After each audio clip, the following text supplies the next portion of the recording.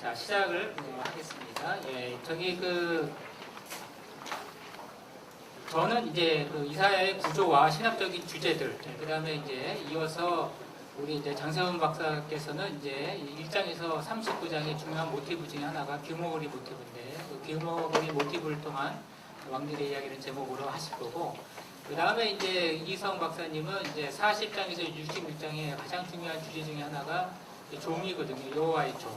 거기도 이제 고난받는 여호와의 종이 나오는데, 그 종이 갖는 교회론적인 해석과 그 다음에 참의, 그리고 그것을 어떻게 적용할 것인가, 목회에 적용할 것인가, 이런 수를 해서 이사야를 전체적으로 바라보는 그런 거를 했습니다. 기획을 그렇게 했고요. 그래서 이 시간이 참 어떻게 보면 중요합니다. 이사야 전체의 구조와 베이스이죠. 우리가 보면은 이제 구약 교수님들도 이렇게 보면은 이사야를 가리키다 볼 때 사실은 잘 어려워해요. 에스겔은 좀 뭔가 그래도 굉장히 잘 짜여져 있고, 에레미야도 어느 정도 스토리도 있고 이렇게 어렵지가 않은데, 이사야만 보면은 막 들쭉날쭉이니까 그 전문가들도, 이사야를 가리키는 교수님들도 굉장히 힘들어하고, 일단 본문을 읽으면 일단은 이게 어떤 본문에서 나오는지 매칭이 안 되니까 그래서 이제 하는 것 같아요. 그래서 이 시간에 한국교회에 좀 귀한 시간을 마련한 것 같습니다. 여기 들어가는 말은 여기 제가 한번 읽고 또는 이거 그대로 안 하겠습니다. 시간이 또 촉박하니까. 자, 이제 먼저 3페이지 보겠습니다. 신약에서 가장 많이 인용된 구약 성경은 시편과 이사야와 신명기다. 사실 그렇거든요. 그러나 사실 우리 한국 강단에서 이사야 설교 잘 안 합니다. 사실 신명기도 그렇게 별로 하지 않고요.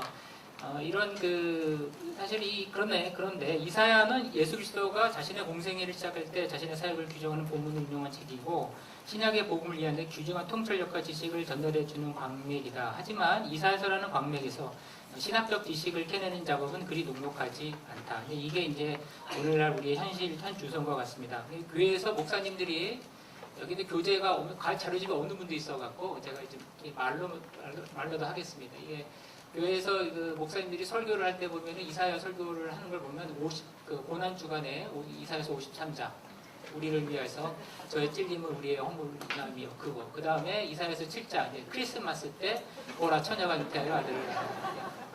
그 다음에 좀 이제 발전하면 이사야서 60장이요. 일어나 빛을 발하라. 이 정도가 이제 이사야를 설교할 때 하는 본문들입니다. 사실 그러나 그렇지 않거든요. 이사야만큼 잘 짜여져 있고 어떻게 보면 신학을 집대성한 책이죠.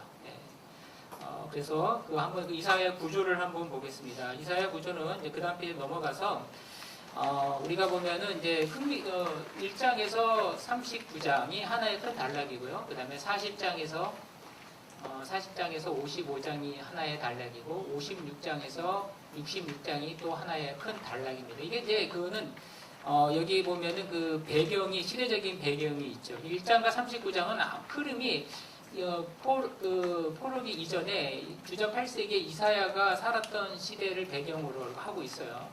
그러나 이제 40장서부터는 이제 갑자기 40장 1절에 뭐가 나옵니까? 위로하라, 위로하라, 위로하라. 히브리어 나하무, 나하무. 나무가 위로가 되나봐요, 나무를. 그래서 히브리어 나하무, 나하무, 나하무. 그래서 너의 죄가 사해졌고 너의 보교의 때가 이제 끝났다. 그러면서 그게 뭐냐면 이제 시온이 이제 포로로 돌아갔다가 이제 돌아오는 거죠. 그래서 이제 거기 이제 40장에서 55장은 바벨이 멸망할 것이고, 바벨론의 이제 우상을 멸망할 것이고, 돌아온다는 얘기가 있기 때문에 확실히 시대적인 배경은 포로기인데, 이거는 포로기에 썼냐? 그래서 자유제학자들은 제2 이사야 역을 하지만 우리는 그렇게 생각을 하지 않죠. 왜냐하면 분명히 39장에 하나님은 이사야를 통해서 히스기야 병들어 죽었을 때, 바벨론 사신이 왔을 때 히스기야에게 그걸 통해서 바벨론으로 멸망할 거야, 끌려갈 거라는 것을 예언을 했기 때문에, 그러나 하나님의 계획은 바벨론으로 끌려가는 것에 있지 않기 때문에 다시 또 이제 주전 8세기 이사야를 통해서 바벨론에서 다시 돌아올 것을 하나님께서 이제 이사야를 통해서 이렇게 주셨다고 우리는 그렇게 인정을 하는 거죠. 그리고 56장에서 6장은 돌아왔을 때 그러면 다시 돌아왔다고 해서 또 그들이 다시 죄를 지으면 또 돌아가는 거니까, 그렇지 않고 하나님의 종말의 계획이 무엇인지를 또 이사야를 통해서 설명해 주시고 예언해 주실 수 있다고 우리는 생각하기 때문에, 예언의 능력을 믿는다면 우리는 36장은 이제 포로 후기에 돌아온 사람들을 향해서 이사야를 통해서 하나님이 주신 말씀이다. 이렇게 생각을 합니다. 어쨌든 간에 오늘날 이사야 연구는 이렇게 어떤 동시적인, 시대적인, 본문 배우 시대적인 배경보다는 하나의 한 권으로서 통으로 읽는다는 것이 중요하고요. 자, 24장, 이제 구조를 뭐냐. 이제 그 4페이지에 1장 39장에서 구조인데, 이 구조를 들어가기 전에 이사야의 시대적인 배경이 잠깐 필요한 것 같아요. 이사야에서의 시대적인 배경도 모르더라고요. 한국교회가. 이사야는 주전 8세기에 750년, 740년 이때 하나님이 기라성과 같은 선지자들을 이제 보내시죠. 쉽게 말하면 라이팅 프로핏, 지필 선지자. 그 전에는 이제 선지자들에게 글을 쓰게 하지 않았어요. 엘리야나 엘리사 글 쓴 거 없죠. 예. 근데 왜 글을 쓰게 했느냐? 이제 이후로 주전 722년 그리고 주전 701년에 이제 아수르의 침입으로 북이스라엘 멸망과 남유다의 목전을 두고 하나님이 마지막 기회를 주는 거죠. 주전 750과 740에 기라성과 같은 선지자를 보내십니다. 그러니까 하나님은 정말 자비의 하나님이에요. 멸망 직전에 마지막 기회를 주는 거죠. 우리의 인생도 그런 것처럼 멸망하기 직전, 심판 직전에 한 번 기회를 주는 거예요. 그래서 놀라운 선지자들이 이사야, 아모스, 미가, 호세아 이런 그 기라성 같은 선지자들이 오는데 왜 그렇게 왔냐면 그 이전에 약 50년, 그러니까 주전 750에서 주전 800년 그 사이에 남유다와 북이스라엘이 태평성대를 이루고 있어요. 그러니까 그때는 보통 역사가들은 한 25년꼴로 전쟁이 일어났다고 합니다. 근데 전쟁의 시차포하에 하나님은 이스라엘을 가나안 땅으로 들어오게 한 거예요. 왜? 하나님만 의지하라고. 근데 그 50년 기간, 즉 남유다의 우시아와 북이스라엘의 여로보암 이때는 50년 다 장기 재임을 했는데 전쟁이 없어요. 전쟁이 없다 보니까 상업이 발달해서 상업이 발달하면서 부가 이제 한쪽으로 쏠리면서 부익부, 빈입빈 부익부가 되어갖고 부자들의 출현, 부자들이 막 돈이 많으니까 뭘 하냐면 주체를 못하니까 이제 오늘날 같으면 주식이라도 하겠지만 그때는 이제 밭을 막 매입을 하는 거죠. 그래서 이사야서 5장에 보면은 밭을 탐하고 가옥에 가옥을 연하고 밭을 탐하고 이사야 10장에 보면 이제 그 부자들이 행정관리들과 결탁해서 불공평한 그런 재판을 하고 그래서 공의와 의가 사라졌어요. 그래서 그 공의와 의라고 하는 주제가 이사야의 큰 주제 중에 하나고요. 하나입니다. 그 다음에 또 하나의 역사적인 주제는 또 뭐냐면 이사야는 모든 선지자들이 미가도 그렇고 남유다 북이스라엘 멸망할 거, 아수르에 멸망할 거, 즉 살만에서 5세에 의해서 주전 721년에 멸망을 했죠. 남유다도 사실은 사네립의 주전 701년에 사네립의 침공 때 멸망할 것이라고 예언을 했습니다. 사실 미가는 미가서 3장에 시온은 바깥이 갈면 당할 것이다. 누구에 의해서? 아수르에 의해서. 그럴 때 이제 그 같은 본문을 보여주는 예레미야 27장에 그렇게 미가가 그렇게 시온이 바깥에 갈면당할 것이고 아수르에 멸망할 것을 예언했을 때 히스기야가 회개하지 않았느냐. 그랬을 때 하나님이 돌이키지 않았느냐. 이게 예레미야 27장이거든. 그러니까 사실은 미가서나 그 이사야서나 이 사네립의 침공에 의해서 남유다도 멸망할 것을 한 거죠. 근데 이제 왜 남유다는 살았냐? 히스기야가 하나님 붙잡은 거죠. 잘못했다.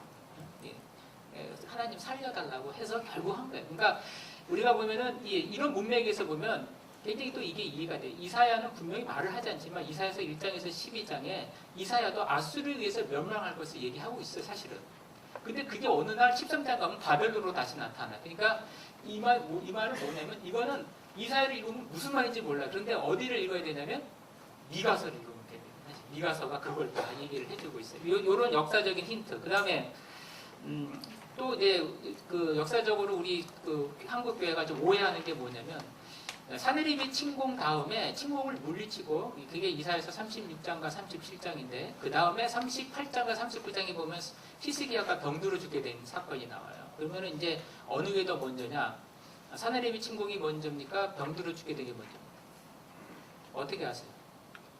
성경 순서대로 보면 사네립 침공 이후에 히스기야가 나중에 이제 병들어 죽은 것처럼 보이죠. 그러나 그렇지 않습니다. 사네립이 침공 이전에 히스기야가 먼저 병들어 죽는 걸 하나님이 살려준 거예요. 그래서 도치가 된 거죠. 원래 역사적으로 연대기는 38장과 39장이 먼저입니다. 그러고 나서 36장과 37장은 그 후에 사내립이 침공을 했어요. 이렇게 읽어보면 왜 하나님이 병들어 죽게 된 히스기야를 살려줬느냐? 그 당시 문하세 굉장히 어리거든요. 여기 병들어 죽게 됐을 때 히스기야 죽으면 그 사내립을 감당할 왕이 없어요. 유다에는. 어떻게 보면은 이런 연대기 순서들을 읽어보면은 하나님이 히스기야를 병들어 죽게 한 것을 고쳐주신 것은 사명 감당하라고 고쳐주십니다. 그가 기도한 것도 있지만 이건 오늘 우리 성도들에게도 굉장히 은혜가 돼요. 왜 하나님이 왜 우리를 살려주시냐? 수업 시간에 제가 그렇게 얘기합니다. 왜? 사명이 있으니까 살려주시는 거죠. 그러니까 그렇게 이제 이런 역사적인 배경을 가지고 이제 한번 읽어보겠습니다. 1장과 3장 4페이지에 보면 1장과 39장의 구조죠. 1장과 39장의 구조에 이거 다 할 수 없고요. 여기 보면은 그 도표가 하나 있죠. 구조를 잡은 거예요. 1장은 이제 서론이고요. 이제 2장과 12장은 우리가 보면은 이사야를 읽어보면은 대충 유다의 심판이 주로 물론 끝날 때는 시온의 회복으로 끝나지만 유다의 심판이 주된 거예요. 그 다음에 13장과 23장은 열국의 심판. 여기까지는 다 동의를 합니다. 그 다음에 24장과 27장은 시온의 회복. 그래서 이제 묵시록이라고도 하죠. 그래서 유다의 심판, 열국을 향한 심판, 시온의 회복. 자, 이런 구도로 되어 있는데 그 다음은 또 많이 좀 틀려요. 그러나 제가 보니까 28장과 33장은 또 유다의 심판이에요. 또 유도의 심판, 화 있을진저 에브라임의 술 취한 자들이야. 이렇게 시작하거든 28장이. 그래서 이제 유다와 북이스라엘까지 합해서 유다의 심판이죠. 그러나 중간중간에 시온의 회복이라고 하는 거 33장은 또 시온의 회복으로 끝나네요. 그게 왜냐면 하나님은 심판이 주지만 항상 심판이 하나님의 목적이 아니기 때문에 그러나 심판 다음에는 그러나 잠시 또 이렇게 갑자기 하나님은 미래는 회복될 거라는 말을 중간중간 삽입하다 보니까 유다의 심판이라는 내용 속에 시온의 회복도 같이 들어가요. 그러나 주된 흐름은 유다의 심판이라는 거고 그 다음에 34장은 에돔으로 대표되는 열국을 향한 심판 그 다음에 35장은 다시 또 시온의 회복이에요. 이런 식으로 그러니까 유다의 심판, 열국의 심판, 시온의 회복 유다의 심판, 열국의 심판, 시온의 회복이라는 구조로 되어 있어요. 이게 종말의 이사야가 갖고 있는 종말의 회복 프로그램이에요. 그러니까 하나님은 일단 유다가 잘못했으니까 심판을 해요.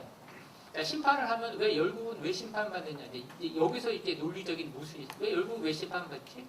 여기서 열국은 대표가 누구냐면 바벨론이고 결국은 유다를 무너뜨린 게 바벨론이니까 주전 580년. 그래서 유다를 괴롭혔으니까 그것에 대한 대가로 열국이 심판받는다. 대부분의 개로소들은 그렇게 설명을 하죠. 그러나 사실 그렇지가 않아요. 왜 유다의 심판 다음에 왜 열국의 심판이 오냐?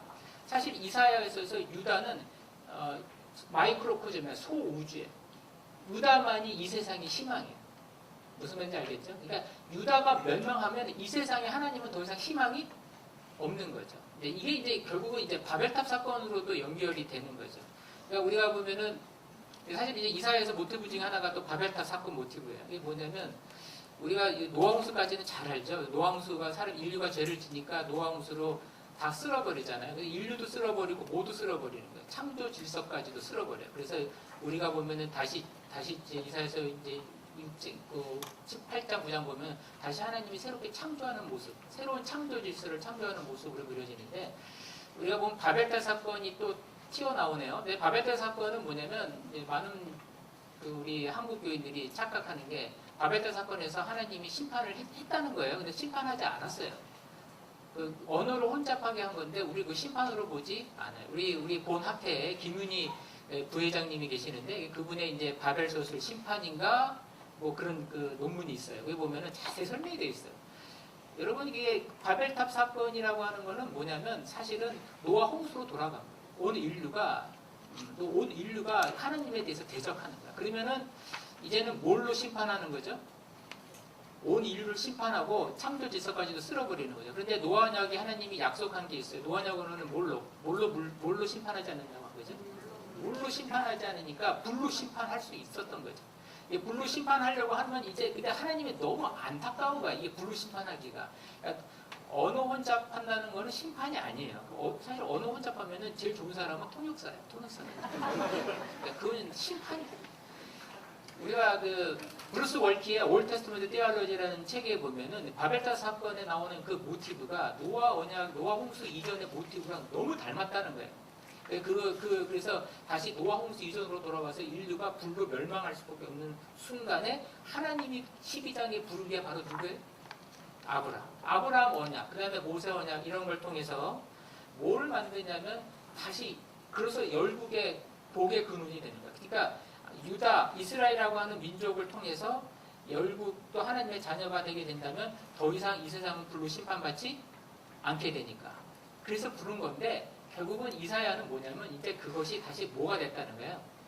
다시 이제 그 계획이 없어지는 거죠. 유다가 멸망하니까 그 다음에 열국이 심판을 받는 거예요. 그거는 이제 다시 바벨탑의 심판을 받는 거죠. 그래서 재밌게도 이사야서 13장과 14장에 바벨에 대한 심판에서 보면은 그들이 소돔과 고모라와 같이 멸망한다. 그렇게 돼 있어요.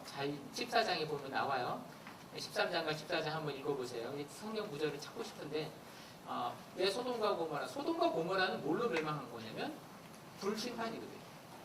우리가 신명기도 29장에 보면은 너가 언약을 깨뜨리고 언약을 깨뜨리면 언약의 저주로 너희들이 소돔과 고모라처럼 될 거야. 불심판 얘기하고 있어요. 그러니까 유다의 심판은 불심판이고 그 불심판은 결국 열국의 불심판으로 끝나고 천지 창조 질서도 불심판으로 끝나. 그래서 이사야서 24장에서 21장의 묵시록에 보면은 24장을 한번 찾아볼까요? 24장 제가 한번 찾지 않으셔도 됩니다. 이사야서 24장에 보면 여기 보면 6절에 이런 말이 있습니다. 그러므로 저주가 땅을 삼켰고 그 중에 사는 자들이 정죄함을 당하고 땅의 주민이 불타서 남은 자가 적고 불탄다는 말이 나와요. 24장 1절에 보면 보라 여호와께서 땅을 공허하게 하시며 황폐케 하소서. 공허하고 황폐케 한다. 이거는 다시 창조 질서 이전으로 돌아가는 거예요. 그래서 다 이게 열국의 심판 다음에 24장이 창조 질서가 막 무너지는 거죠. 막 무너지는 모습. 근데 이게 뭘로 무너지는 거예요? 불로 무너지는 거예요. 불로 무너지는 거고. 예. 그래서 이런 패턴들이 이제 유다의 심판, 열국의 심판, 시온의 심판으로 이어지는 거죠. 네. 그 다음에 저는 시간을 확실하게 지키거든요. 그래서 15분이면 딱 끝납니다.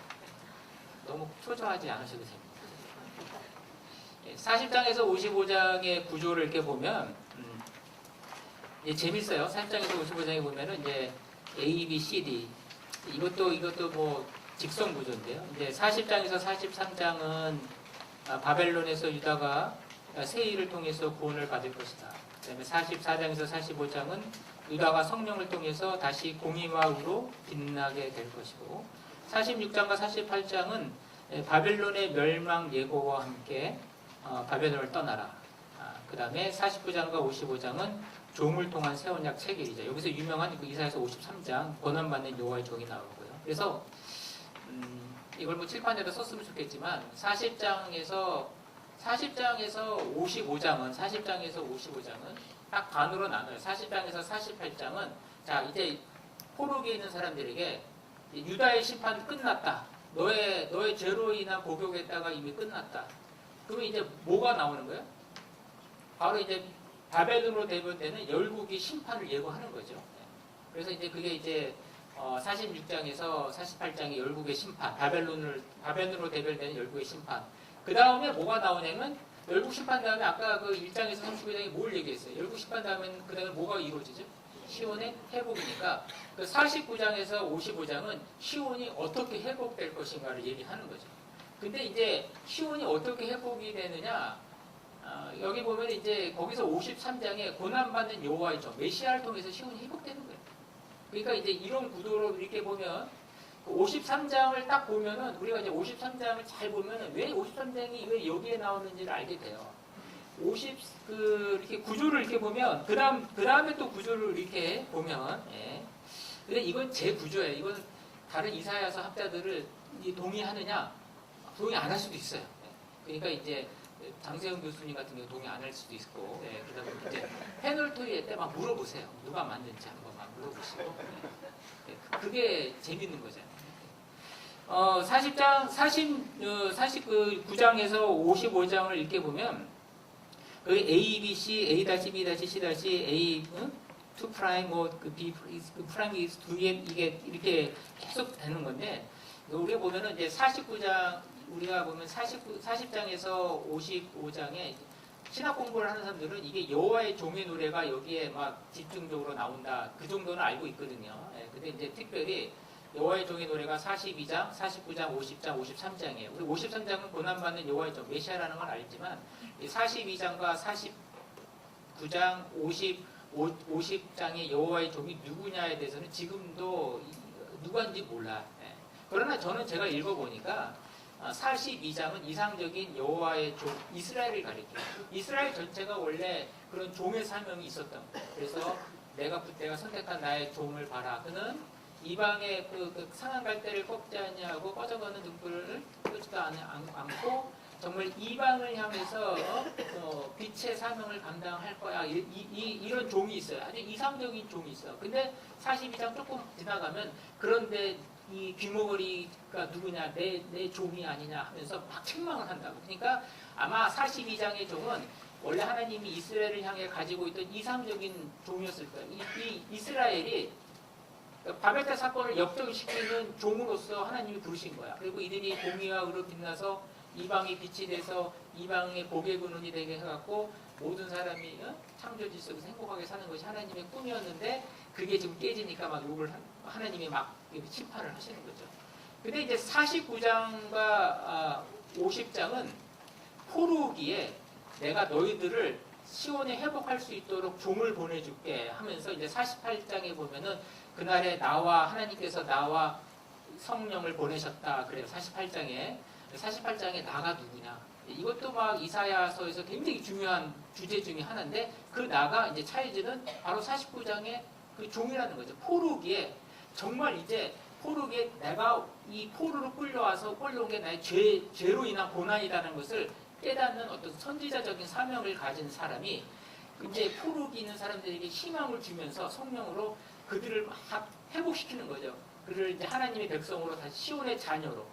여러분 그냥 시온으로 돌아오는 것도 하나님 얼마든지 할 수 있지만 시온에 돌아오면 또 다시 죄를 지으면 다시 또 포로로 가는 거예요. 그러니까 이거 돌아온 게 중요한 게 아니라 이제 더 이상 이제 포로에 끌려가지 않는 하나님의 완벽한 자녀를 만들기 위해서 포로기에 정말 이사야와 같은 나와 같은 선지자가 나타나. 그래서 그 선지자가 포로기 백성들을 향해서 막 전도를 하는 거예요. 그리고 너는 이 이스라엘의 남은 자를 돌아오게 뿐만 아니라 그 보존된 자를 돌아오게 할 뿐만 아니라 그거는 별로 약하다. 너 나중에 이방인도 돌아오게 할 거야. 그러는 거죠. 그러니까 지금 포로기에 있는 사람들이 지금 결국 이렇게 이 종의 말을 들으려고 하지 않아요. 근데 이 종이 50장에 보면 막 땀도 맞아.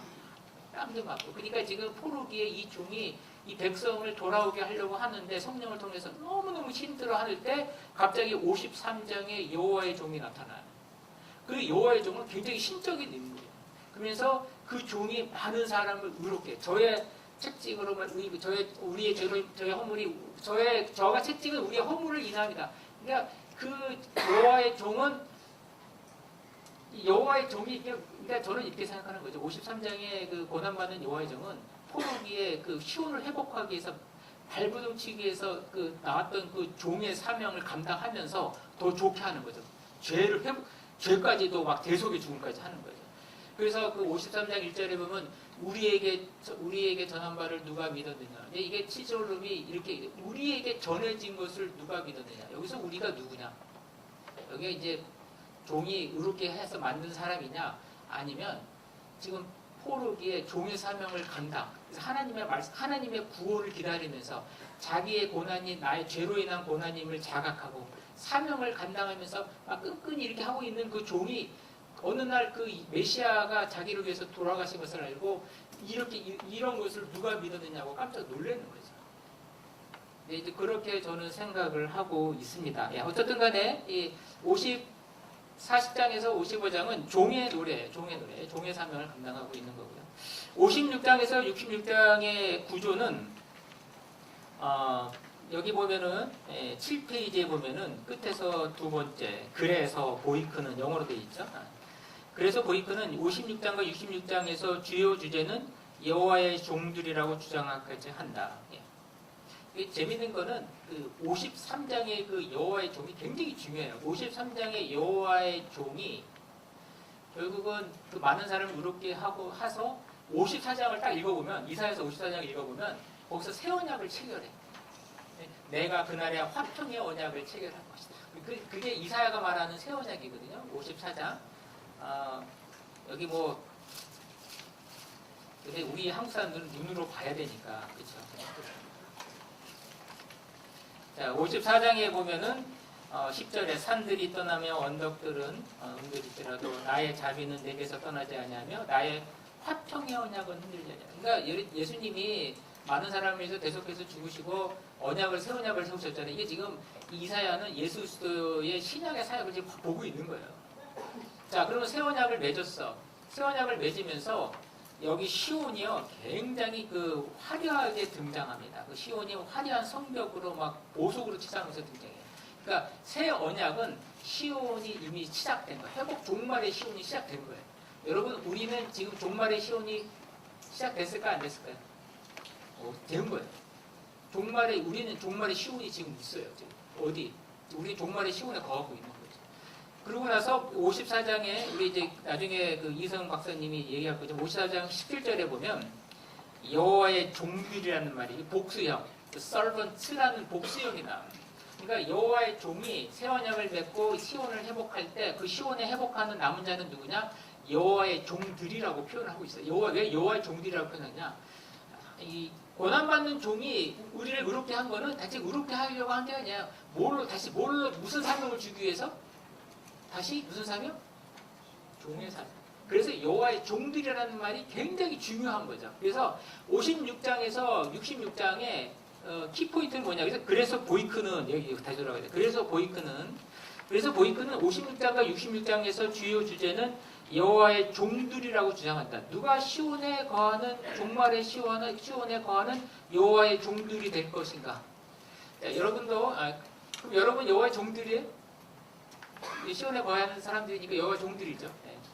근데 이제 우리가 새 언약을 통해서 이걸 아셔야 돼. 이사야는 이게 약간 좀 이렇게 이중적으로 바라봐요. 우리가 시온이 새 언약이 체결되면서 시온이 시작됐지만 종말의 시온이 완성된 건 언제? 또 재림 때 되잖아요. 그러니까 그 재림에 완성된 시온에 들어가는 사람이 진정으로 여호와의 종들이겠죠. 그러니까 누가 여호와의 종들이 되겠느냐라고 하는 것은 오늘날 우리가 여호와의 종들이면서 완성된 시온을 바라고 거기에 들어가기를 바라는 우리들에게도 여전히 유효한 말씀이 되는 거죠. 이 말씀은. 네, 그런 의미에서 여호와의 종들이라고 하는 거 얘기를 해서 이게 합니다. 그래서 나중에 보면 이제 여기서도 이제 그 새하늘과 새 땅이 나오는데 제가 5분만 더 쓸게요. 네. 자, 또 누가 여호와의 종들이 되느냐? 그래서 여기서 악인과 의인의 특징을 얘기하는 게 이 구조예요. 그래서 56장 A, B, A-, B- 이것도 동시문 구조로 얘기하기도 하는데요. 저는 이렇게 봤습니다. 그래서 특별히 59장과 63장에 보면은 죄를 회개하는 우리가 등장합니다. 59장 거기 보면은 저기 그 구조에 보면 도표에 나오죠. 59장 죄를 회개하는 우리, 그죠? 그 다음에 63장 6절에서 63장 12절에 죄를 회개하는 우리가 나오잖아요. 네, 그리고 시온의 허복인데 여기서 우리가 누구냐? 여기서 우리가 이제 크게 갈라집니다. 콘네드라고 하는 사람은 여기서 죄를 회개하는 우리가 나중에 종말에 거하는 여호와의 종들이다 이렇게 얘기하는 가 있고 다른 신약학자들은 죄를 회개하는 우리 중에도 진정으로 구원받는 종들이 있고 그렇지 않은 사람들이 있다 이렇게 보는 거죠. 예. 저는 이렇게 문맥을 보니까 죄를 회개하는 우리가 다 여호와의 종이 아니에요. 근데 이 죄를 회개하는 우리가 누구냐면 59장을 이렇게 읽어보면 이래. 63장도 그렇고 하나님이여 우리가 죄를 너무 많이 했습니다. 너무 죄짓지 하지 말게 해주십시오. 공의가 우리로부터 멀고 미시파트가 우리로부터 멀고 ጼ데카가 우리에게서 멀어졌다. 그 공의와 의를 행하지 못하는 것에 대해서 굉장히 슬퍼해. 그리고 이런 사람들은 우리가 재림시 시온에서 종말에 회복될 때 어떻게 들어갈까? 시온에 들어가는 백성이라고 말할 수 있을까요? 없을까요? 죄를 회개하니까. 근데 그렇지 않아요. 65장을 보면은 64장에 이런 말을 합니다. 우리의 조상들을 하면서 우리의 조상들은 막 이렇게 할 때 65장 한번 잠깐 볼게요. 요것만 아시면 좀 이해가 될 거예요. 64장에 보면은 그 65장에 보면은 뭐라고 말하냐면 7절에 너희 죄악과 너희 조상들의 죄악은 한 가지니 하면서 너희 조상, 여기 보면은 그 우리 조상이라고 하고 64장에 우리의 조상이 뭐 할 때 65장은 그에 대한 하나님의 응답일 때 너희와 너희 조상은 하면서 막 그냥 하나님이 이 우리에 대해서 좋게 말하지 않아. 그러니까 여기서 이제 다루는 우리 중에도 구원받는 사람이 있고 구원받지 않는 사람이 있다. 그러면 누가 구원을 받느냐? 66장에 보면은 66장 1절이죠.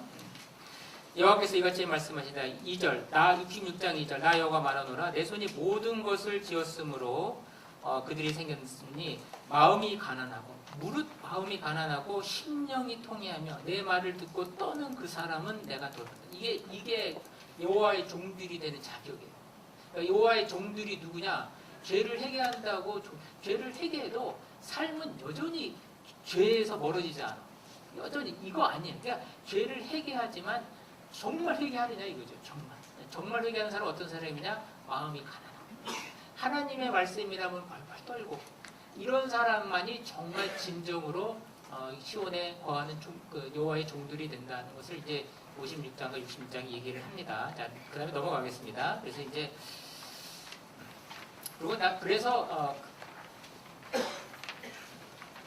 자, 그 다음에 이사야, 그래서 이 종말의 그 8페이지에 보면 마지막에 제가 그 종말의 회복 프로그램을 도표로 한번 정리를 했습니다. 그래서 유다의 심판, 열국의 심판, 열국을 심판하는 메시아의 새 언약 체결, 그 다음에 시온의 회복, 새하늘과 새 땅의 출현이죠. 근데 시온은 이미 회복됐고 완성은 또 예수님의 재림시에 이루어지겠죠.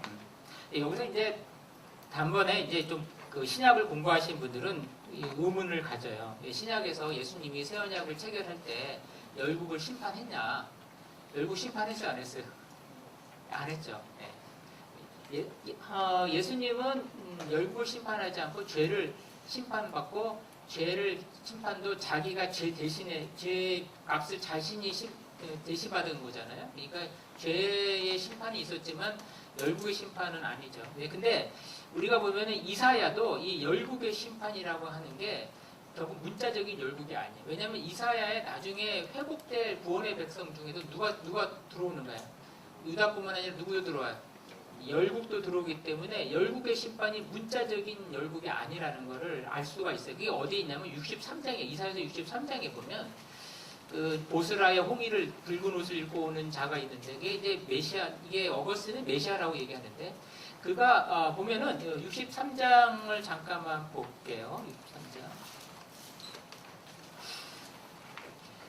63장 1절에 보면 에돔에서 오는 이 누구며 붉은 옷을 입고 에돔은 열국을 대표하는 열국 심판을 한 자가 이제 막 오는데 붉은 옷을 입고 보스라에 오는 누구냐?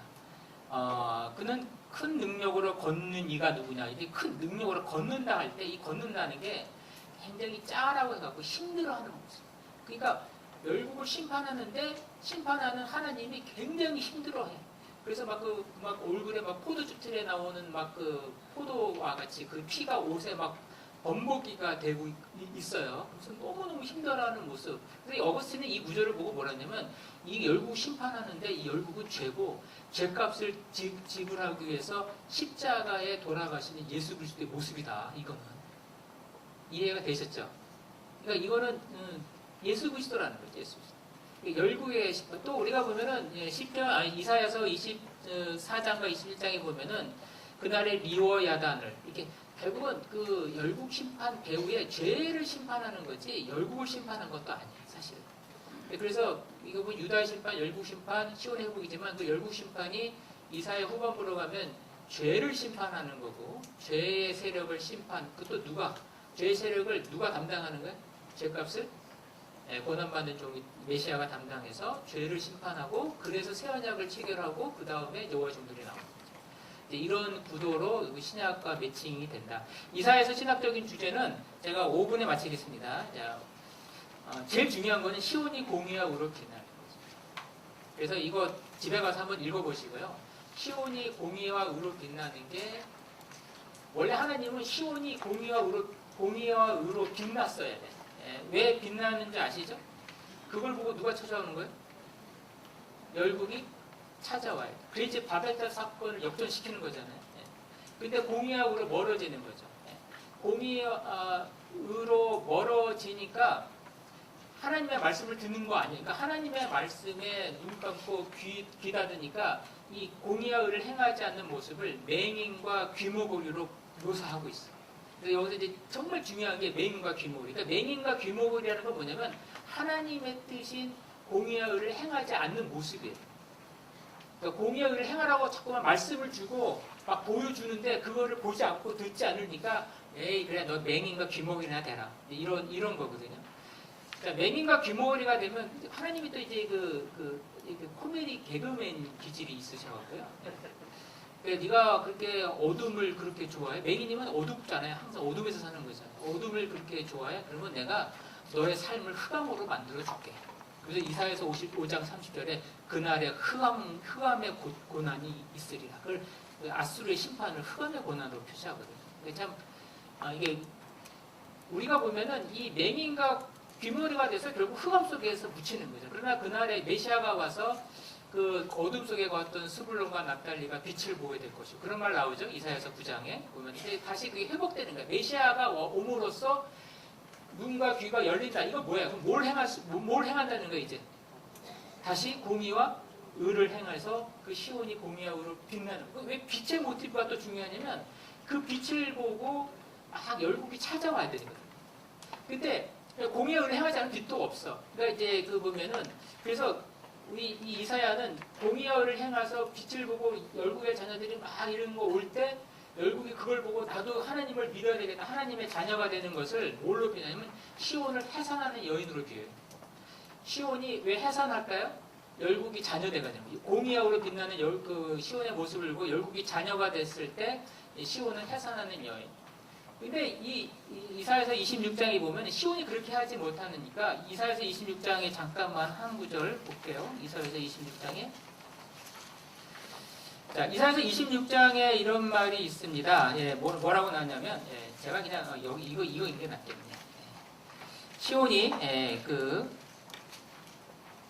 26장 18절에 보면 우리가 잉태하고 상고를 당했을 때도 바람을 난 것 같아서 땅의 구원을 베풀지 못하였고 세계의 거민을 출산하지 못하였나이다. 이게 이제 굉장히 중요한 구절이에요. 이게 해산하는 여인의 역할을 감당하지 못한 거예요.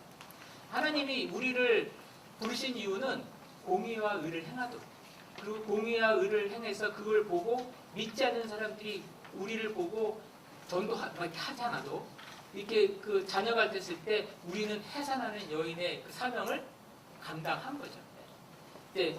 그러나 이제 그게 안 되니까 이제 다시 메시아 또 고난받는 종이 와서 우리를 새 언약을 체결하고 우리를 완전히 의롭게 해주는 거죠. 법정적으로 우리를 의롭게 해줘서 공의와 의를 행하도록 만드는 거야. 더 이상 이제 행하도록 만들어서 다시 시온이 공의와 의로 빛나고 그 공의와 의로 빛난 시온의 열국이 와서 종말에는 시온의 정말 여호와의 종들 공의와 의로 빛나는 여호와의 종들이 막 나타나요. 그래서 이렇게 이사야서 66장 한번 볼게요. 이사야서 66장에 보면 이사야서 66장에 그 해산하는 여인의 모티브가 나옵니다. 7절에 66절에 시온은 진통을 하기 전에 해산하며 고통을 당하기 전에 아마를 낳았으니 이러한 일들을 둔 자가 누구냐? 이러한 일을 본 자가 누구냐? 어찌 나라가 이렇게 생겼으며 민족이 어찌 한순간에 태어나겠느냐? 그러나 시온은 진통하여 하는 즉시 그 아들을 순산하였도다. 이거를 그냥 혼자서 이렇게 퀴트하면 이게 무슨 말인지 몰라. 무슨 말인지 아시죠? 무슨 말인지 몰라. 그러나 지금까지 1장서부터 쭉 얘기했던 게 그거다. 그러면 이게 은혜스러운 거예요. 여러분은 우리가 내가 공의와 의로 빛나지도 않아. 사실 우리가 공의와 의로 빛나는데 하나님이 공의와 의로 빛나게 해서 막 열국을 보내는 거죠. 우리가 구원받은 게 우리 행위로 구원받는 게 아니라는 거죠. 이게 정말 감격스러운 거고요. 예. 자, 그다음에 제가 시간이 넘어갔습니다. 1분 안에 끝나겠습니다. 8번에 보면 새 언약과 하나님의 나라를 갖고 그 바벨탑 사건으로 이사야를 우리가 바벨탑 사건에서부터 봐야 된다. 그리고 이전에 창조 언약 17페이지에 보면 창조, 노아 언약, 아브라함 언약, 모세 언약, 다윗 언약, 새 언약인데 이 새 언약이 기존의 언약들과 어떻게 유기적인 통일성을 가지고 있는지에 대해서 도표를 그렸어요. 그래서 이제 이런 거 한번 참조하시고요.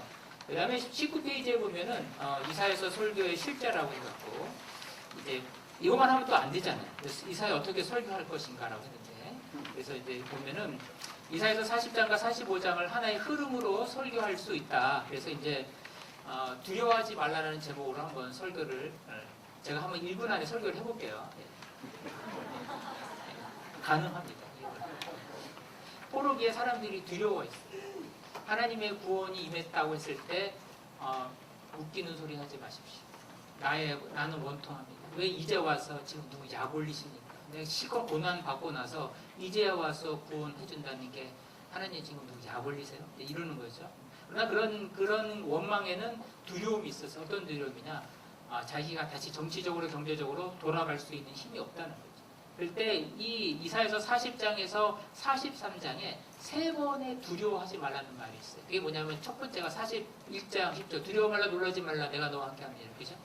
내가 너를 도와주리라. 너를 붙들어주리라. 참으로 나의 의로운 손으로 너를 붙들리라 이 얘기 하잖아요. 내가 너 붙들어줄 테니까 내 도와줄 거야.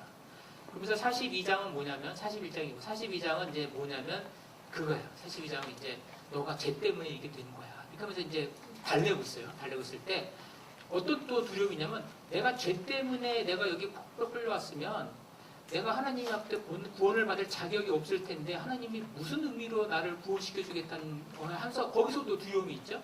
그랬을 때 43장이 두려워 말라. 나는 너를 지명하여 불렀나니 너는 뭐다? 그러면서 43장 그 4절에 보면은 너는 보배롭고 존귀하고 사랑스러운 존재야. 이유가 있어서 내가 너를 구원해 주는 게 아니야. 그런 말을 하는 거죠. 그 다음에 또 두려움이 있어. 44장에 보면 어떤 두려움이냐면 그래 내가 하나님의 구원을 받아서 돌아가서 그러나 다시 또 죄를 지을 가능성이 있는데 그럼 죄를 지으면 다시 이렇게 다시 또 포로로 끌려가는 거 아니냐. 또 그것에 대한 두려움이 있을 수 있겠죠. 자기가 선할 수 있는 능력이 없잖아요. 자기한테는. 구원을 받아도 다시 죄를 지으면 다시 도루묵인데 거기서 오는 두려움이 있을 때 44장 2절에 두려워하지 말라. 내가 성령을 너희 후손에게 부어줘서 공의와 의를 행하게 해줄게. 그렇게 하는 거예요. 구원의 확신이죠. 구원의 확신. 근데 그럼 또 거기서 끝나면 좋은데 45장 읽어보면 뭐가 나오냐면 질그릇과 토기장이 비유가 나요. 이거 질그릇과 토기장이 아니면 이거 뭐 하나님 그러면 성령 주셔서 이미 그냥 공의 의를 행하게 하시려면 고난 당하지 않고 그냥 처음부터 성령 주셔서 그죠? 응? 처음부터 성령 주셔서 나 고난 안 당하게 하면 되는데 이제 와서 다 그냥 작살내게 해놓고 응? 그 다음에 성령 줘서 그러면 누구 약 올리십니까? 그래서 질그릇이 토기장 입으로 비난하는 거예요. 잘못 만들었다 나한테. 응? 그때 하나님이 뭐라고 대답하는지 아세요? 뭐라고 대답은 안 해. 너 응? 야 네가 나를 그렇게 네가 진흙 주지에 나한테 그러냐 그런데 그게 아니라 66장을 보면 답이 있어요. 결국은 고난을 통과하면서 네가 자기가 아무것도 아닌 걸 깨달아야지만이 내가 성령을 빌 때 그 성령의 은혜가 뭔지를 알아. 그래서 니네 그때 비로소 너희들도 정말 진정으로 성령을 따라 행하기 때문에 나도 너에게 고난 주는 거 괴롭지만 응? 너 성령 그 고난을 통과해야지만이 네가 진정한 사람이 되니까 나도 눈물을 머금고 그렇게 하는 거야. 이렇게 하는 거예요. 그러면서 이거 두려워하지 말라라는 것. 이게 이런 설교는 안 들어보셨죠, 그죠? 이사야서의 문맥을 가지고 설교를 한다면 이렇게 됩니다. 네, 잠깐 여기서 이제 10분 쉬겠습니다. 네.